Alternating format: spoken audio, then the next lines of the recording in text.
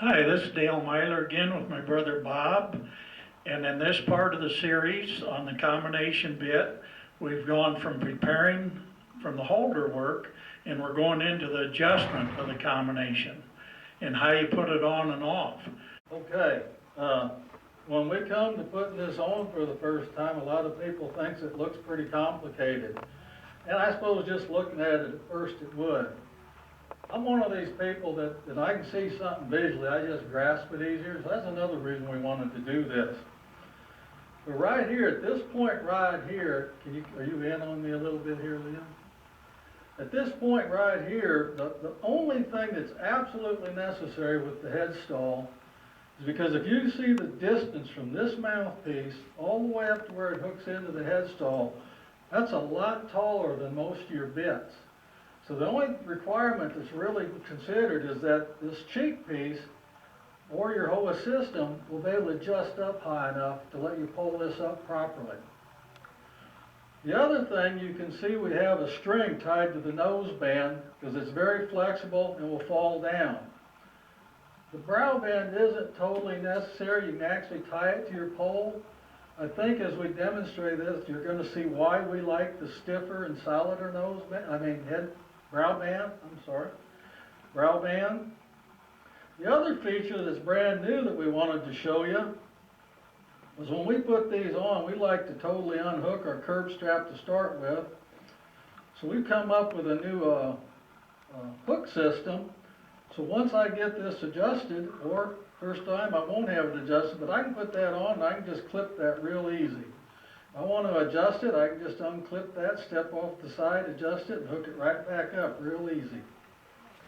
So anyway, the first time I put this on, what I do is I kind of get with my horse, I kind of come down here, and I can kind of see that I'm hearing a little bit above his pole area there. I would like this just a little big the first time, so I'm not just pulling it up over his head, his ears, fighting that. So what I'm going to do is go ahead and unhook my halter here. Now the way this nose band's setting right now, I don't have it tied up. It's kind of what it'd be like if you don't have the brow band. It'd be tied to here. Around here just a little bit. Come here. One step. Thank you. So just like any other head stall, I'm going to come in here and ask him right here. As soon as that starts in, I'll have to take my hand and bring that nose band up. I'm going to come around. I've got that a little big, well, I got a hold of it. I'm going to go ahead and bring it up a couple holes. Move around to the other side. Bring it up a couple holes. Kind of step over here and just kind of adjust it. Make sure nothing hung up on me. That's not too bad. That brought it right up where it's at. Can you come in on that, Lynn? That brought that right up with that, just not quite a smile right there. Not even a wrinkle to talk about. But the mouthpiece is all the way down. Okay? That's going to give me the full slide of that ring when we go to asking for anything. Okay? So I've got that adjusted pretty good. I got what I call a rule of thumb up here at the top. I also like to be able to slide my thumb in nice and easy, but I don't really be able to pick up. It just kind of gives me a starting point that I know it's not too tight now. I'm going to go ahead and hook up my throat latch. Then I'm going to come in and hook up my curb strap. That's what this new hook system, this makes it pretty nice. Got it right there. That's going to hold everything in place because now I'm going to come up here and finish adjusting my string. The idea of this, everything is so flexible, and that's what we want because we don't want signals from one side going to the other side. So what will happen if I don't tie this up, it has a tendency to drop, and then I can get down here in the soft spot and start taking air away from me. And that's something we really don't want to do. That'll just upset him. So I'm gonna come up here. One thing other I wanted to show you, the thing about this adjustable nose band is we have a 5-inch width horse here. It's a 5-inch width mount. But that doesn't mean every horse has the same nose structure. We have some that have bigger or smaller noses. That's why the idea of this nose band being able to float back and forth. Can you come down here, Lynn? This nose band can float back and forth through here. Now it can only get so big. This is something I call a tool block. That's for that back ring. It will not pull through and get any larger than that. So if you had this all tied on there and you couldn't get it over his nose, that means you just had one of them very few horses that could possibly have that Roman type nose they call. And the only difference is we may have to put a little bigger nose band on, but that doesn't happen very often. So anyway, I'm going to go back to hooking up my nose band,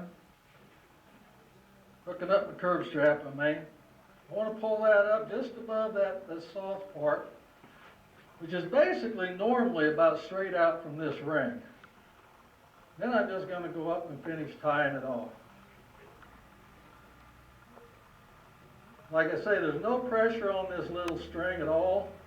It's just to hold that nose band from dropping.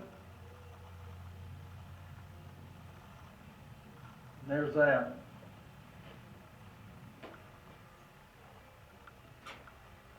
Now the next time I decide I got this all adjusted, I've got this. What we do is we come in the first initial one, we get 1 or 2 fingers. Don't hurt to have just a little extra in the beginning. As you ride a little bit, what you're going to notice is this rope has knots, have just a little bit of give. This beta curve may have a little. You may have to tighten up a hole as you rode. We start out with about 1 good finger there. So when I pull on this, they should start feeling some sort of pressure on their nose and pull before this mouthpiece really moves much over a half inch or so. So say I got this adjusted and I got done riding and I was going to put it up for the day. What we do is we'll unhook our curb again, unhook our throat latch. On the on side, what we do is we're going to drop that 2 or 3 holes, whatever you feel comfortable with. I'm going to drop 3. What I do is just try and keep that number in your head and be consistent. That way every time you come back to put this on, you'll know where it was. Now, if you look at that from the side, now you can see why it looks nice having that stiffer brow band. Like I said, it's not absolutely necessary to say, okay, we're ready to go ride again. This is the way you hung it up. This is the way you were done with it. The next time you want to go use it, just bring it out. See how it holds that nose band, makes that a little easier. Over the off ear, the on ear. Come around the front, kind of shake things out a little bit. Make sure nothing got bound up or anything. Come over here and come up your 3 holes.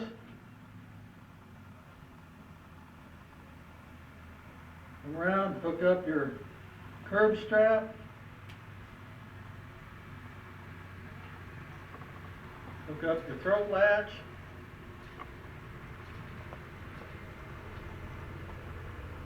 If you don't have your reins on there, you put them on. If you are, you're already ready to go.